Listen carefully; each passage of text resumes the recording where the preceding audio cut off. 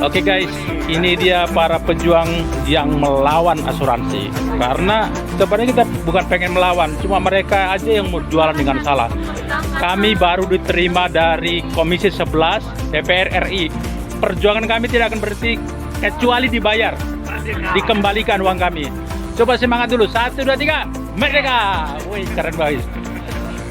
Nah, terus gimana Bu Maria ini? Kira-kira tadi di DPR RI, kira-kira hasilnya kira-kira bagaimana nih?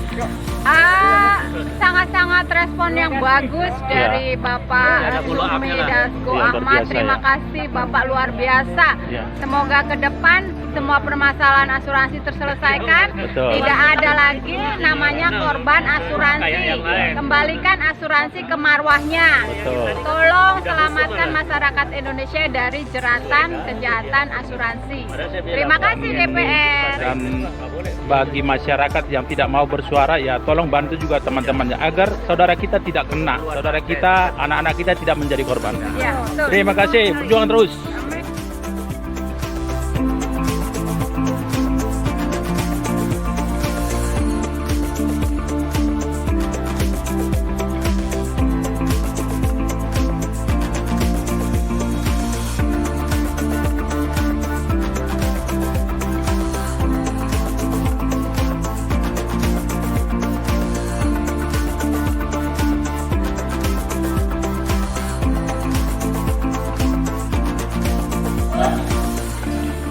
Dan setelah uang diambil tetap masih mendapat perlindungan dari asuransi. Maaf, sebenarnya sebelumnya Bapak sudah tahu asuransi unit link belum? Maaf sekali saya tanya, Bapak sudah tahu asuransi unit link belum? Jadi kebetulan Komisi 11 itu ada di bawah saya, OJK ada di bawah saya, bahkan ada di bawah saya. Jadi saya sedikit Sudah tahu ya? Iya. apa panduannya ada di bawah. Iya, saya akan ini jadi Bapak sudah tahu unit link seperti ini gitu Pak ya. Iya. Nah, karena saya kan itu adalah asuransi unit link itu nggak ada kata sedikit pun itu asuransi unit link harus bayar seumur hidup dengan biaya-biaya yang begitu banyak. Itu tidak dijelaskan. Jadi yang dibawa oleh agen itu datang ke kami itu membawa ilustrasi ini ilustrasi yang dari situlah kita akan uang akan kembali itu karena itu uang kita nggak ada pemasukan nggak ada, tapi kita harus membayar asuransi sebanyak ini. Jadi akhirnya saya cek ke ketiga asuransi itu, ternyata uang saya tinggal 30%. Jadi yang di Aksa Mandiri itu udah 9 tahun, sudah melebihi dari penawaran pada saat di Bank Mandiri. Di Prudensial sudah 6,5 tahun dan di AIA sudah 7 tahun. Semua tinggal 30%. Nah, dari situlah komplainan situlah saya baru mengerti bahwa saya baru dijelaskan, loh Ibu ini adalah produk unit link. Dengan semua biayanya Ibu harus bayar seumur hidup, bahwa nilai tunai yang ada di situ bukan untuk diambil sebenarnya, tapi untuk membayar premi selanjutnya. Sampai kapan? Sampai premi itu habis gitu. Loh, saya beli asuransi ini bukan seperti ini, pada saat ditawarkan bukan seperti ini, begitu Pak kan? Saya membeli ini karena dijanjikan nanti pada saat yang Aksa Mandiri 7 tahun uang akan kembali penuh bahkan lebih, bahkan berbunga. Di AIA dan Prudensial juga seperti itu gitu. Jadi daripada saya akan terus membayar, akhirnya pada saat itu saya membuat keluhannya kekecewaan, benar-benar kecewa. Ada biaya switching, ada biaya pencetakan buku, ada biaya cuti premi, ada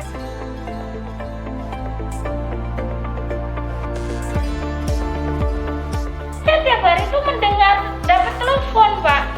Saya kadang sama suami itu udah lelah ya. Tahu telepon, saya nggak bisa berhenti gitu loh Pak.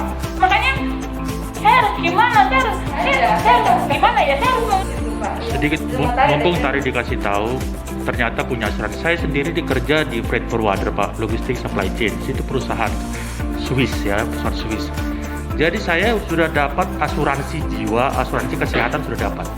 Cuma ketika ditawarkan oleh keluarga, mitra bisnis seperti itu, bahwa nanti uang setelah 10 tahun berlipat kali ganda, ya saya pikir wajar aja buat anak saya, masa depan anak saya pikir ya udah saya beli 2. Tapi faktanya seperti tadi Pak, jong semua, tidak ada yang sesuai dengan apa yang dijanjikan.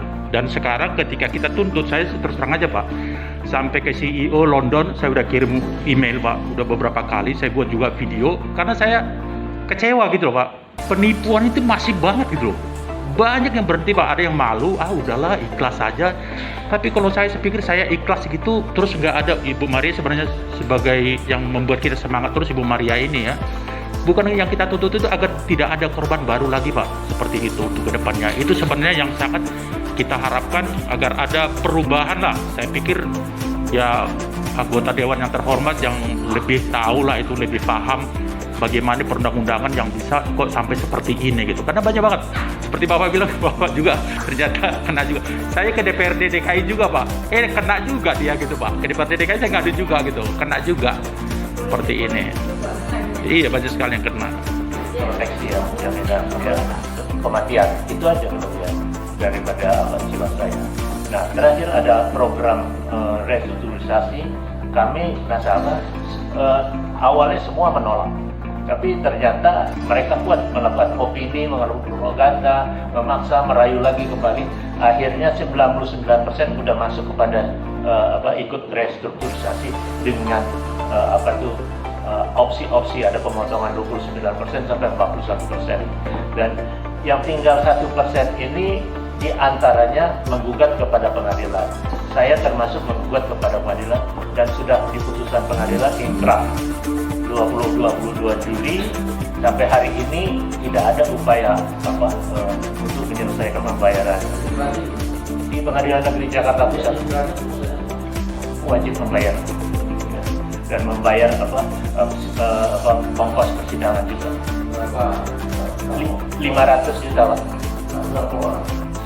Saya baru lah sendiri. Yang setelah itu di Surabaya ada 1 juta. Sendiri. Ya.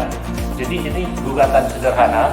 Jadi satu melawan satu Jiwasraya dengan putusan one prestasi. Nah, terus saya mencoba menelepon di rut Jiwasraya. Dia menerima telepon, ya saya nggak care soal itu. Saya angkat putusan kami, dia bilang saya nggak care putusan. Itu setelah sidang bulan Juli, 22 Juli, saya langsung telepon, Pak Angger, saya sudah menang Pak, ini mohon petunjuknya untuk penyelesaiannya bagaimana. Oh iya ya, maaf ya, saya nggak care soal itu. Saya bilang, Pak, Bapak mesti tahu Pak, customer satisfaction Pak. Saya bukan musuh Bapak, saya membiayai Bapak untuk bisa duduk dari direksi. Mereka itu gaji 300 juta Pak, dari 218 sampai hari ini. Itu siapa biaya, bukan PMN, uang premi. Staff.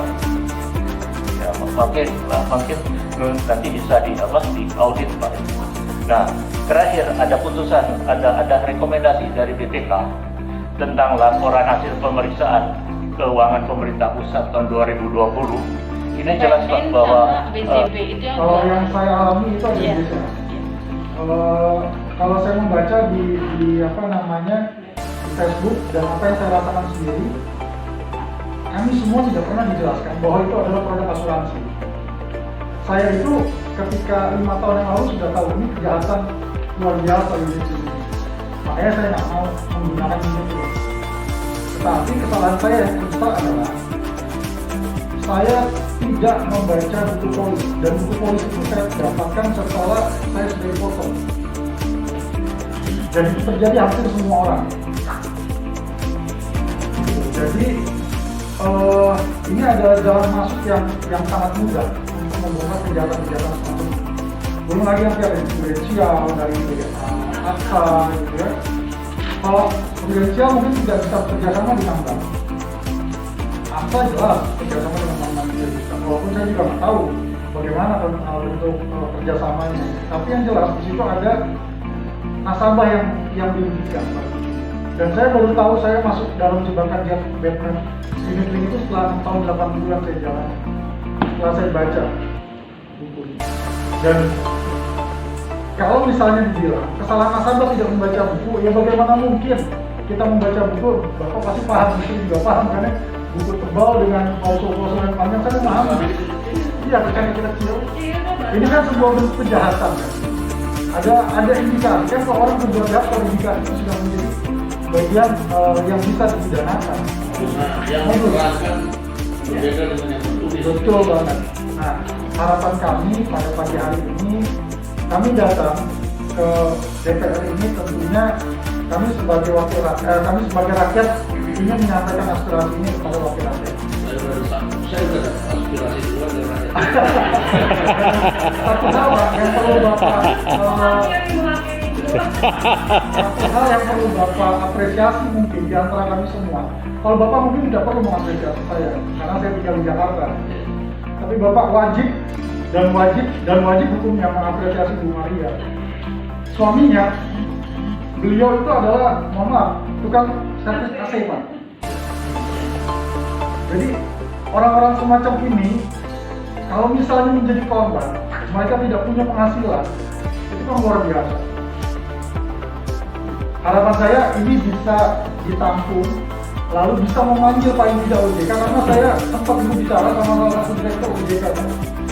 Dia bilang itu susah untuk menghapus ini. Jadi memang ini kajian saya rasa tidak hanya sebatas hukum formal. Jadi nanti gini, saya udah rencana makanya saya minta didampingi Pak Habib ini ke Komisi Hukum. Jadi nanti kita rencana akan bikin pansus, namanya panitia khusus. Nah, itu bukan cuma Komisi 11, nanti ada Komisi 11, ada Komisi 6 yang mau BUMN itu bangga itu, ada Komisi Hukum.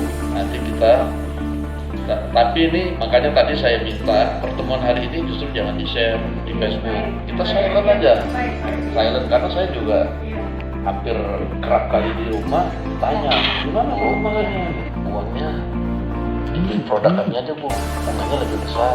Suatu waktu dapat diambil. Betul, gitu. iya. Iya, saya tahu. Saya tahu. CS-nya Bang itu loh Pak. Customer yang bilang. Iya, CS-nya Bang. Makanya kita kan gimana Saya tanya kan, ya apalagi namanya Aksa Mandiri kan, dikira nasabah itu produknya Bang kan, gitu kira-kira. Ya udah paham saya nih.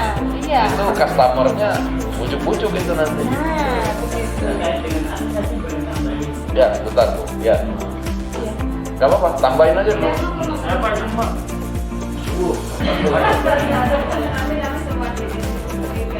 Saya sendiri sebenarnya kan korban dari asuransi Aksa Mandiri.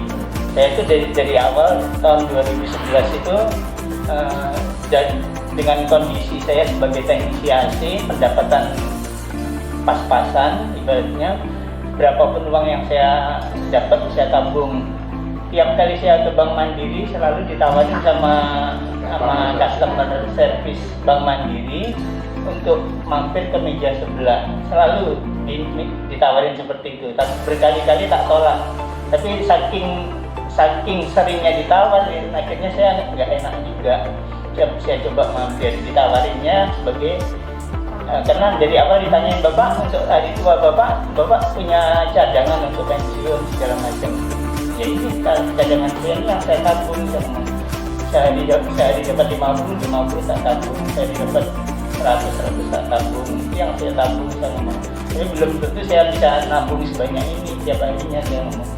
Nah, akhirnya ditawarin, kalau kayak gitu gini aja Bapak, saya tawarin produk simpanan hari tua, tabungan hari tua. Jadi untuk masa tua Bapak bakal terjamin. Akhirnya saya ikut. Ya kejadiannya seperti yang saya ceritain istriku. Hanya permasalahannya pas saya ke sana, saya komplain dari pihak Bank Mandiri angkatan lepas tanggung jawab. Aksa Mandiri itu bukan kami. Aksa Mandiri itu hanya numpang media di sini. Jadi seandainya Bapak mau komplainlah ke Aksa Mandiri. Sedangkan saya komplain ke Aksa Mandiri, infonya agen Bapak udah resign, udah tidak di sini lagi. Kejarlah agen Bapak. Kan saya kan komplain, ini kan tanggung jawab Aksa Mandiri. Ya tidak begitu Pak, itu tanggung jawab agen, sepenuhnya agen apapun yang dilakukan agen itu tidak terkait dengan Aksa Mandiri. Iya. Makanya sering-sering termasuk di prudensial juga saya pernah bikin rekaman waktu demo. Mereka intinya agen apapun yang dilakukan oleh agen itu bukan tanggung jawab dari perusahaan asuransi. Ya, jadi kalau secara hukumnya memang begitu. Karena kan kita nggak pernah tahu apakah kemudian perusahaan asuransi itu memang ngajarin modusnya agen itu kan begitu. Dan secara kan kita nggak langsung ya ke asuransi agen, apalagi kita udah tanda tangan polis ya. Tapi kita mesti buktikan bahwa ini adalah modus hampir keseluruhan dari perusahaan asuransi. Ya itu tadi bahwa disimpan Pak, disimpan sampai tua ya, disimpan aja sampai tua, diambil nggak bisa kan? Ya itu. Ya tuh. Terkait dengan PUJK nomor 1 PUJK tahun 07 tahun 2013 tentang perlindungan konsumen, sebenarnya di sini tertulis pasal 29. Pelaku usaha jasa keuangan wajib bertanggung jawab atas kerugian konsumen yang timbul akibat kesalahan dan atau kelalaian pengurus, pegawai pelaku usaha jasa keuangan dan atau pihak ketiga yang bekerja untuk kepentingan pelaku usaha jasa keuangan. Saya patokannya hanya itu. Satunya lagi ada kita yang pasal berapa tentang intinya pelaku usaha itu wajib bertanggung jawab terhadap kesalahan yang dilakukan. 6 tahun ya Pak ya. 6 tahun 8 bulan. Kalau saya ini saya ada 2 polis. Yang satu saya sudah 9 kali setor. Berarti setiap tahun kan saya setor ya. Berarti sudah jalan tahun ke-10. Dimana itu berarti kan sudah jatuh tempo. Maksudnya mereka jadikan waktu awal itu ini loh Bu, katanya Ibu setor, kalau Ibu 7 tahun Ibu ambil, Ibu rugi, katanya masih rugi. Tapi kalau misalnya Ibu udah di atas 7 tahun itu udah pasti ada bunga lah istilahnya kan, karena dari awal dibilang tabungan jangka panjang kata. Ya saya sih namanya orang, maksudnya saya orang awam ya, maksudnya nggak begitu ngerti juga kan, awam kita cuma dikasih ilustrasi ya Pak ya. Ilustrasinya itu ada grafik seperti ini nih Pak. Ilustrasi ada angka-angka bahwa nanti kalau setelah jatuh tempo, misalnya saya sekarang umur segini, saya setor 7 kali nih Pak, nanti di tahun ke-8 dan 9 nanti angka yang akan saya terima itu ada jelas gitu. Maksudnya bunganya menengah, bunganya rendah, bunganya tinggi. Biasanya orang awam saya lihat aja yang paling rendah Pak, namanya kan katanya tabungan kan. Saya nggak berpikir bahwa itu akan hilang pokoknya. Jadi saya lihat, oh oke lah, saya bilang saya irit-irit 7 tahun saya setor setiap tahun gitu kan. Pas waktu itu saya juga lupa bahwa saya udah 9 tahun, tiba-tiba orang BCA telepon saya, katanya gini, Bu, produk Ibu yang bank insurance dari Asia itu dipindah aja produknya, dipindah ke produk lain. Saya tanya, loh kenapa harus dipindah? Ya Bu, itu udah nggak ada harapan, katanya nilainya udah nggak akan berkembang. Terus waktu itu saya masih nggak mau, saya bilang kalau saya pindah lagi Pak, itu nilai tunai yang sekarang berapa? Terus saya kaget loh Pak, saya shock, nilainya itu berkurang.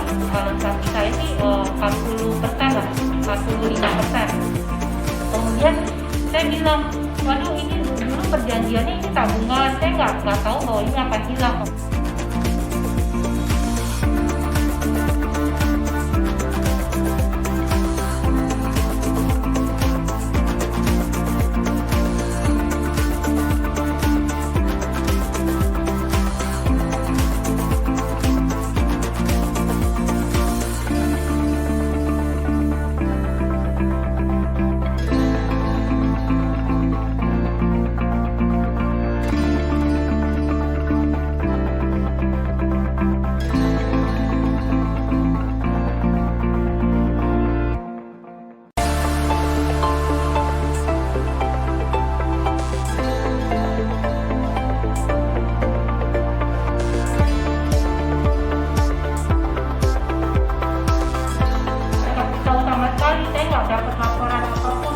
Auto debit ya?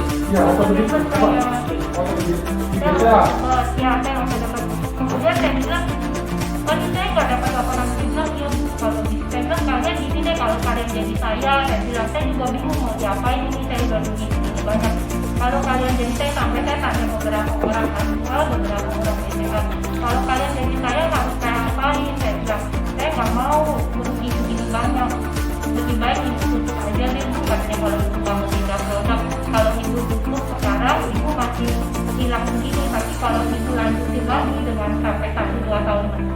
akan nilainya akan lebih berkurang lagi karena itu semakin tua umurnya dan biaya asuransinya untuk asuransi jiwa semakin besar. Gitu, Pak. Kemudian kan yang saya pertanyakan, kenapa saya dimasukkan proses syariah ini, mereka yang pilih. Terus kemudian kenapa itu produk udah discontinue, mereka nggak pikirin jangka panjang untuk kita loh Pak. Maksudnya uang kita main-mainin.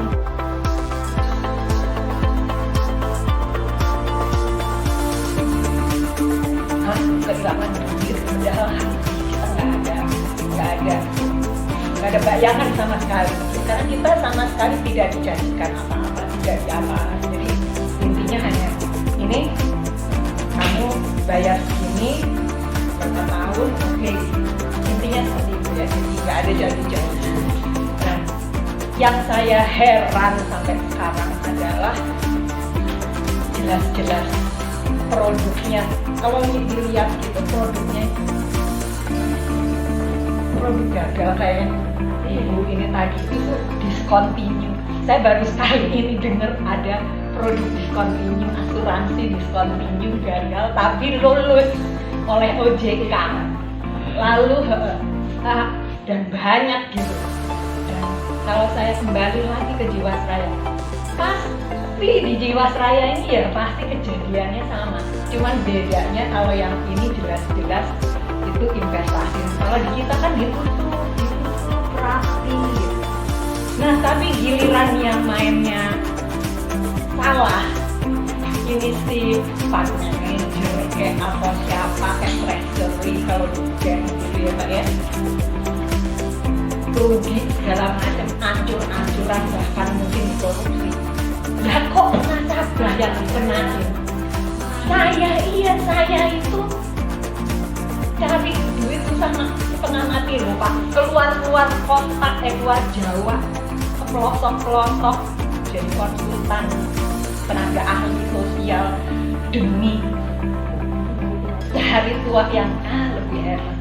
Begitu tanggal klaim nggak bisa, nanti ibu kembali tanggal sekian.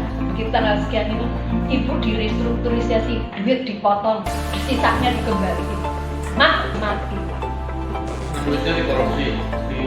Duitnya dikorupsi kayak atau ada produk-produk discontinue pasti terjadi. Jadi kita ini lebih tersiksa loh Pak. Jiwasraya itu seperti itu ya, lebih tersiksa. Akibat restrukturisasi itu tersiksa banget. Kalau saya ikutin, saya sebetulnya mungkin gak gila ya, duit cuma segitu, gaji saya cuma pas-pasan segitu. Udah nenek-nenek, mana ada yang mau ngajak saya kerja lagi gitu ya. Jadi saya pikir, tapi saya gak mau gila gitu ya. Jadi, makanya saya ajarin. Jadi Ibu Maria aja satu-satunya.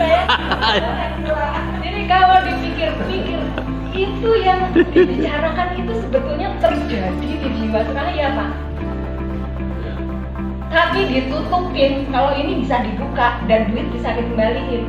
Nah kalau di Jiwasraya, lo diem lo, kagak, tahu-tahu duit udah, Pak Mario udah menang, udah jelas-jelas menang. Beberapa udah jelas-jelas yang pelanggaran hukum, tindakan melanggar hukum, ya nggak ada pengaruhnya, duit boro-boro kembali. Saya cuma mau mengeluh itu aja, saya mau cuma teriak dengan dalam kesempatan ini. Terima kasih dikasih Dan kesempatan teriak. ibu ini tadi cerita dia rugi hampir 1 M di luar. Iya. Jadi lumayan gede. Mungkin Bu Maria yang mungkin koordinatornya ya, secara garis besar yang Ibu koordinasikan ini kira-kira berapa jumlah nasabah yang dirugikan dan nilai kerugiannya berapa supaya lebih jadi poin kita mendesak aparat penegak hukum nanti. Kalau saya berpatokan kepada yang sudah kirim ke Ombudsman dan Barreskrim ya Pak ya, itu kita 200 orang. Iya. Kalau nilainya yang terdata Bu, yang tidak terdata lebih banyak lagi. iya, karena teman-teman tuh belum tahu kepastian. Jadi ke Barreskrim juga sudah Bareskrim saya bilang ke Bareskrim, Bapak ini kita korban, jangan kita semua itu datang ke Jakarta. Oke, kata Bareskrim, kami yang turun ke lapangan Bu. Jadi sementara di Jakarta udah 2 orang yang saya mengadu ke Kapolri. Saya minta mengadu ke Kapolri, saya mengadu ke Ombudsman, saya mengadu ke Bareskrim itu bikin tim. Jadi kemudian Bareskrim kemarin sudah tanggal 7, 8, 9, 10 September ini udah ke Surabaya, udah sekitar 20-an orang. Pak Lambu, Pak Malik, Pak Ardin, Itu presiden kemarin ke Lampung, Ibu Maria ini yang mencegat, yang sempat heboh. Yang ke Lampung, Ibu Maria itu. Sudah 8 jam oleh Pak Pampres. Kemarin pada saat Bapak ke SMA 2, saya nekat. Ya, gimana caranya yang saya mau ngadu tapi saya gratis. Saya hanya ingin mengadu ke Bapak, gitu kan. Saya datang bukan untuk mengacau, saya mau mengadu ke Bapak. Tapi waktu berikutnya saya mau bentangkan padok, saya udah di pasal keren. Nggak dibawa ke Jakarta di sana. Dan kami itu irinya teman-teman yang lain dibawa ke Jakarta kan. dan kami juga sudah ke LBH yang diproklamasi Jakarta, cuma kayaknya nggak tembus juga. Pernah juga ke LBH Sahabat Polisi Indonesia ya, yang ada di Tomang, tetap juga nggak. Ke Hotman Paris juga kami udah 3 kali, ketiga kali tetap juga nggak direspon dengan positif gitu. Iya, jadi memang kami berharap ini udah apa.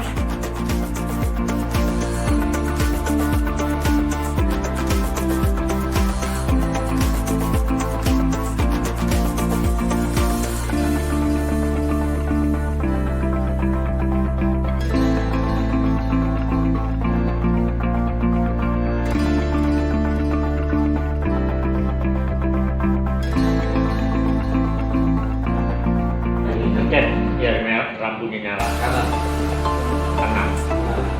Oke. Jadi ini saya mau tambahkan sedikit ya, apa yang disampaikan oleh Pak Surya dan Pak Abah tadi.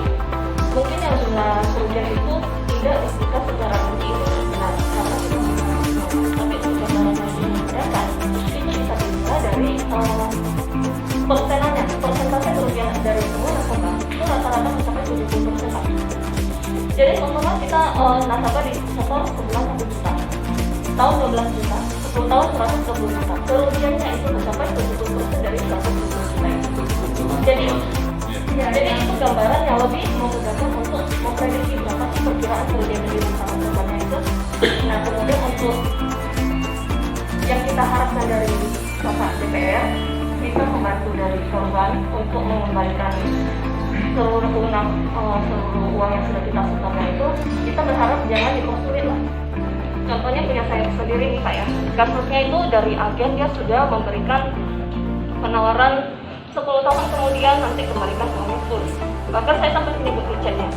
Namun dari pihak asuransi dia masih menolak dengan cara mengeles. Mungkin contohnya bisa saya tunjukkan, contoh satunya itu di sini boleh Bapak lihat.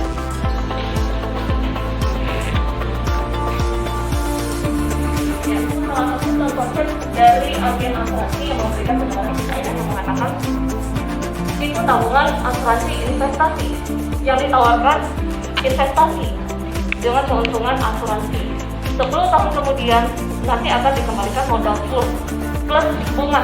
Nah, yang saya pengen ini nanti ini kan sama. Saya pengen nanti coba cari agen-agen yang sudah besar kali ya. Saya mau tanya. Iya boleh. Yuk, karena rata-rata ini kan kuncinya awal ya agen. Makanya itu saya mau tanya mereka, waktu mereka jadi agen asuransi, apakah diajarkannya trainingnya seperti itu waktu menarik nasabah kan gitu? Diajarkannya seperti itu Pak. Saya pernah survei dan ada agen yang mengaku. Nah itu yang kita perlu. Nah kalau kita udah dapat berapa sampel di Prudential? Kalau di Prudential udah. AXA. Siap. Nah, itu kan artinya yang merugikan itu kan bukan agen. Emang diajar pada saat training ya. Ini yang saya belum dapat. Agen-agen belum dapat. Kalau yang keluar seperti ini rata-rata saya juga udah dapat selain dari yang ibu bapak datang ke sini kita juga udah ada. Saya udah 3 bulan jalan loh ini. 3 bulan jalan. Agen yang saya belum dapat. Agen saya siapa? Kalau Anda boleh. Iya. Nanti akan tidak ada itu. Ya, bahwa ya saya tadinya mau nakut-nakutin berapa agen itu polisi itu kalau nggak mau ini kan gitu loh. Nah, kalau kita dapat sampel agen yang mengatakan bahwa kita trainingnya mau seperti itu, Iya. Itu kapan boleh bukti rekamannya Pak? ada. Ada sebenarnya. Bagi saya nanti bagi saya ini Pak, ini yang teleponnya. Itu ada bukti rekamannya, tapi itu agen bukan yang menawarkan ke saya, itu leadernya agen saya. Apalagi Nah, dia leadernya saya, dia mendatangi saya waktu saya mengeluhkan komplainan investasinya ini. Saya berkata, tidak mungkin agen saya yang keluar itu kan dikatakan ada bukan, tapi kalau ini memang dibilangin uangnya mau diinvestasikan ya udah tabung. Saya mengisi rekamannya itu dia bilang memang semua agen waktu itu di trainingnya seperti itu Pak. Jadi ini itu lebih banyak ke motivasi kamu. Tapi dia ngomong tabungan apa diinvestasikan? Kan kalau lain-lain kan semua Investasi. investasi. kan rata-rata tabungan. Atau kalau nggak ngomong tabung, kan dia cuma ngomong, Bapak mau nggak pendapatan lebih besar kan gitu? Iya, pokoknya Nggak jelas-jelas dia bilang bahwa ini diinvestasikan yang berpotensi bisa untung bisa rugi kan enggak kan? Nah itu makanya. bahkan di ilustrasi yang dibawa ke saya 10 tahun yang lalu Pak. Untung terus. Untung terus. Memang di sini di pusatnya ada 3 kolom ya Pak, rendah, tinggi dan sedang. Namun yang dijelaskan oleh agen, yang ditonton-tonton oleh agen ini semuanya yang kolomnya itu. Ada bukti satu cek lagi dengan agen saya kan punya 2 agen. Ada 2 agen yang menawarkan saya ada penulis. Agen yang satunya lagi dia menjelaskan secara lebih apa ya? Lebih menyesatkannya itu dia bilang memang saya menjelaskan hanya sekolah yang tertinggi saja seperti itu. Jadi dia udah menjelaskan sesuai ilustrasi. Jadi ini seperti apa ya? Ke pusat penjelasannya berbeda, ke sayanya penjelasannya berbeda. Ya kan? Takut dia. Namun dia mengaku kepada saya dia berminta maaf bilang oh maaf ya mulia gitu. Kita karena sahabat saya itu akan saya bikinkan seperti ibu untuk berjuang prudensial. Karena nama baik saya itu di masyarakat itu udah sangat jelek. Karena itu lanjut sekarang. Saya nanti lanjut.